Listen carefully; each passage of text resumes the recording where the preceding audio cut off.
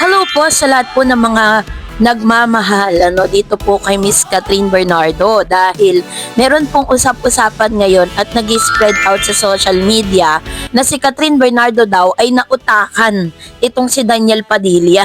No? So, sa anong paraan kaya yun? So, pag-uusapan natin yan maya-maya lang. But before that, of course, if you haven't subscribed yet to my YouTube channel, please don't forget to like, share, and subscribe at hit mo na rin ang notification bell for more showbiz updates. Of course, bago tayo magpatuloy sa ating updates for today's video, nais ko pong pasalamatan kayo for always watching and trusting this channel. Thank you so much sa inyong laging panonood at palagi ang pagsubaybay sa mga updates po natin. Maraming salamat po. And for today's video, ito na pag-usapan po natin muna ang ilan sa mga komento po ninyo sa comment section kasi ang dami po nag-comment patungkol sa ating latest updates. So, i-try po natin na mag-react sa mga comment ninyo sa comment section. So, unang komento po mula kay Miss Raquel Versosa. Ito po yung memorena daw na ipapakilala si Alden sa Madla sa second week of December. So, unahin natin si Miss Raquel. Sabi niya, pasabog talaga yung 15 years anniversary ni Alden sa Showbiz Miss Tarets. Tapos, opening pa ng McDo ni Alden sa December sa Santa Rosa, Laguna rin. Ang swerte ng kababayan ni Alden sa Santa Rosa, Laguna, may fan meeting at opening ng McDo. Yun. So, sunod-sunod yung kanyang events.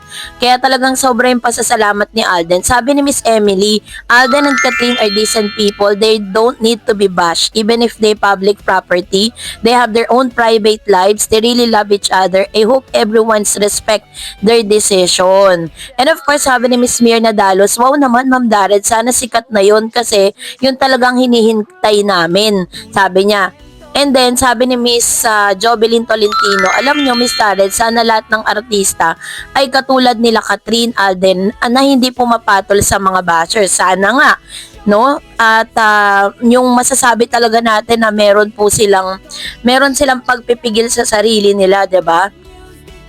And then, according to Miss,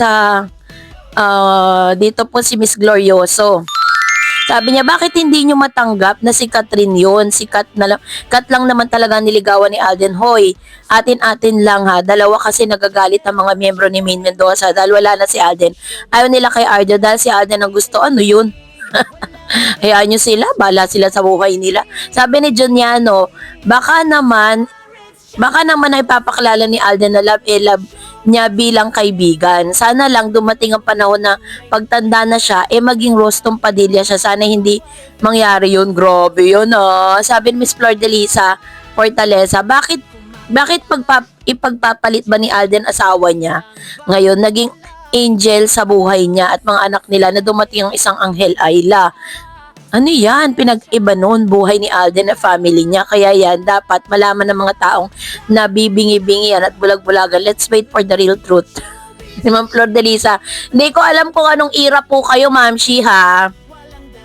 Pero gusto kong malaman po ninyo na wala pa pong pamilya, wala pa pong anak, wala pa pong asawa si Alden. Single na single nga siya Kaya nga dito tayo, nagpe-pray tayo na sana nga makatagpo na siya ng tamang babae para sa kanya.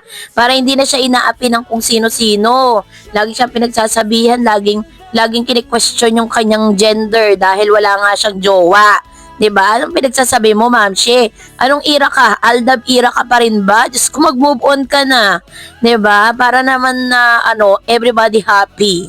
Ayun. So ito na, pag-usapan na natin kasi may mga nagsa-circulate kasing mga news ngayon, lalo-lalo na po sa Reddit kasi 'di ba matapos nga yung hard launch nitong si Daniel Padilla sa kanyang bagong girlfriend na si Miss Kayla Estrada. Hindi man po nila tahasang inamin yan sa publiko, pero alam natin na meron na something special going on between them kasi ngayon magkasama sila sa Boracay. Tapos nakikita silang magkasama sa mga nagsha-shopping nung Halloween. 'Di ba? Mr. and Mrs. Sampeg nila. So ano pa bang pag-amin ang gagawin nila? So dahil po dito is talagang ginigiba, kinukuyog at kung ano-anong masasakit na salita ang ipinukol kay Miss Kayla Estrada, no?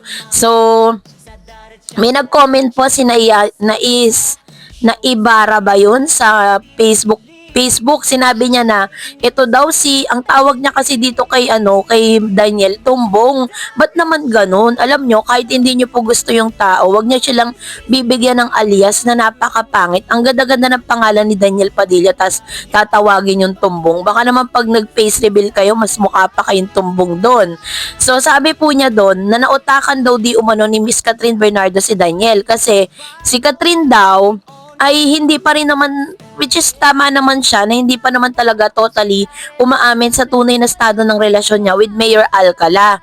So ngayon, dahil nga daw may mga naglabasang news na yun nga, nagkaroon na nga daw ng parang confirmation dun sa Batangas, sa isang resort na kung saan nilabas yung mga photos na hindi naman natin makita, parang dahil daw nag-hard launch na rin si Catherine, nag-hard launch na rin si Mr. Daniel Padilla. Pero hindi raw alam ni Daniel na still single pa rin si Catherine Bernardo. So parang sinasabi nitong isa sa mga very fan ni Miss Catherine na hindi pa rin talaga in a relationship si Catherine, nananatili pa rin single si Catherine kahit po may mga bali-balita patungkol kay Mayor, pero wala pa rin pong confirmation. Kasi ang nagpakalat lang naman ng mga news na yan si Christy Permin tsaka si Mr. Oji Diaz, pero base po doon sa mga kaibigan niya, sa mga kasama niya, wala naman pong lumalabas na mga resibo. At the same time, yung mga sinasabi, mga bali-balita, masasabi mong hearsay pa din, di ba? Sinabi daw dito na parang, kaya daw nilabas na rin ni Daniel Padilla yung kanyang karelasyon para daw magmuka na si Catherine Bernardo ang unang nagkaroon ng relasyon. Si Catherine Bernardo ang unang bumitaw. Parang ganun yung usapan sa SOCMED Parang ganun yung idea, di ba? Pero sabi nila, nautakan daw ni Catherine. Ang totoo, si Catherine ay nananatiling single while si Mr. Daniel Padilla was in a relationship right now. So parang sinasabi nila na para daw magmuka na talagang si Daniel ang nagmamadaling magkaroon ng jowa. Pero ang point of view ko lang with regards to that, it doesn't matter kahit sino pa mauna sa kanila magkajowa. Kasi, in the first place, parehas naman po silang single. At ready to mingle si Daniel, ready to mingle si Catherine, 'di ba? At karapatan din naman talaga nila lumigaya sa kung sinong taong gusto nilang makasama. At kung sino man po yung mga taong gusto nilang makasama, wala na tayong pakialam doon, 'di ba? Wala tayong mga say doon. Ang tanging lang natin pwedeng gawin is talagang suportahan sila sa kung ano man ikakaligaya nila. Wala tayong pakialam sa kung ano man yung mga bagay na talagang yung gusto nilang i-keep sa sarili nila. 'Di ba? So sabi doon, nautakan nga daw ni Catherine kasi nga daw si Daniel Padilla daw talaga yung unang nagkaroon ng karelasyons. Pero all in all, sabi nga ni Catherine sa kanyang interview with Mr. Boy Abunda, 'di ba? Sabi niya, wala siyang regrets dun sa 11 years relationship niya dito po kay Daniel Padilla because that's really a beautiful years. Marami siyang mga natutunan at marami po siyang mga bagay na iti-treasure dun sa relationship na yun. Kaya naman, kung si Catherine Bernardo, wala siyang bad things sa sinasabi, hindi niya binabadmouth si Daniel.